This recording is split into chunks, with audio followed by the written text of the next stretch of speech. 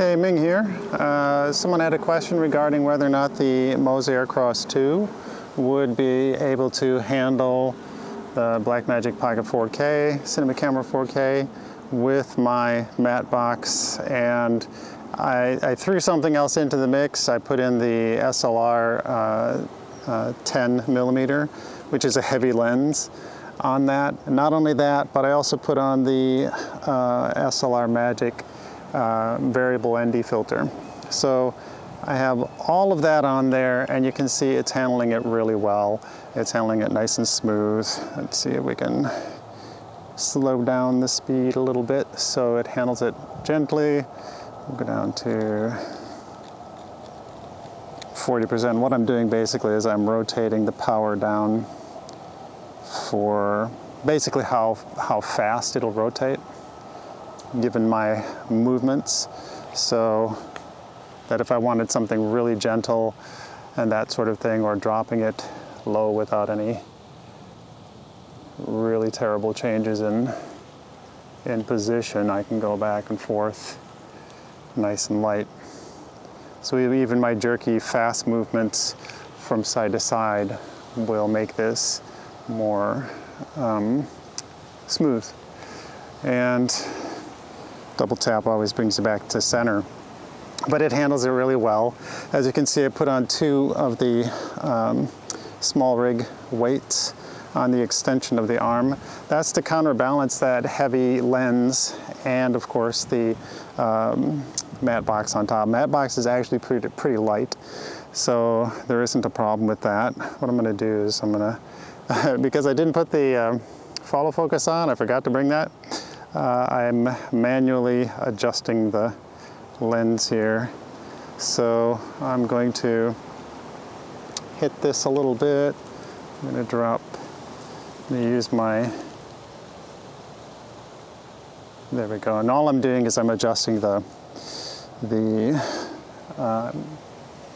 variable ND filter, and I'm just turning that little dial to increase or decrease the amount of exposure, basically to help get this where I want in frame as far as its center on the histogram. So we will snap here. Oops. Just so I have an audio reference. And we're recording with that camera, and we're going to go nice and smooth here. Let's bring it down to, let's see what a 1, what does a 0? It absolutely does nothing. Okay, let's do a 2. And I'm going to just rotate and move. Now that is some nice smooth movement. No harsh jarring from one position to the next. Okay, we'll bump that to 25. And so that you'll be able to see that. So it doesn't matter how fast I rotate the bottom, the upper half has that buffer for the camera actually. So, and that goes for up as well as down, the smoothness. So you can combine those into some nice shots.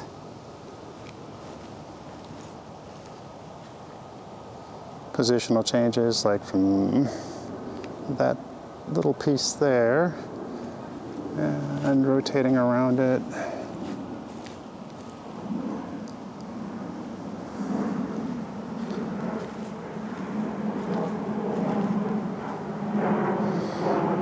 Okay, so we're near an Air Force base, so that's why you're going to get some of that noise in the background. Okay, so I'm going to turn this off.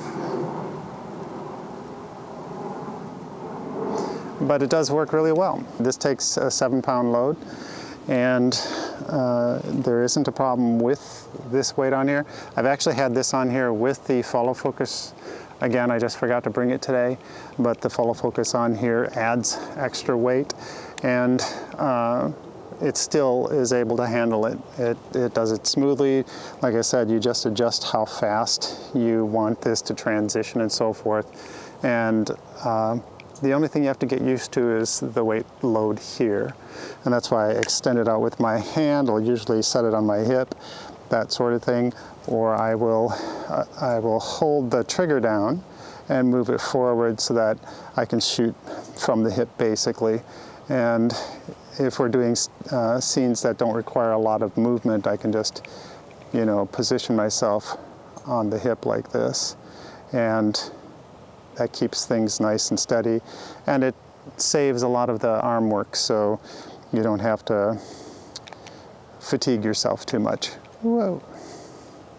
Hello. One, get back to normal, there we go. So, triple tap gets you back to the vlogger mode. It's a little heavy for this camera. Double tap gets you back to the norm position. So, again, set it on your hip, hold the trigger down, set it to where you want. That level is pretty good anyway, especially depending on the eye level of the person you're filming, that sort of thing for the scene. Yeah, it might be necessary, or it might get you more personally involved in the scene, that sort of thing. Double tap always returns to center. Okay, I hope that answers your question. And this is a solid performer, as is the Blackmagic Pocket Cinema Camera 4K. Love that thing. So that's that. Talk to you later.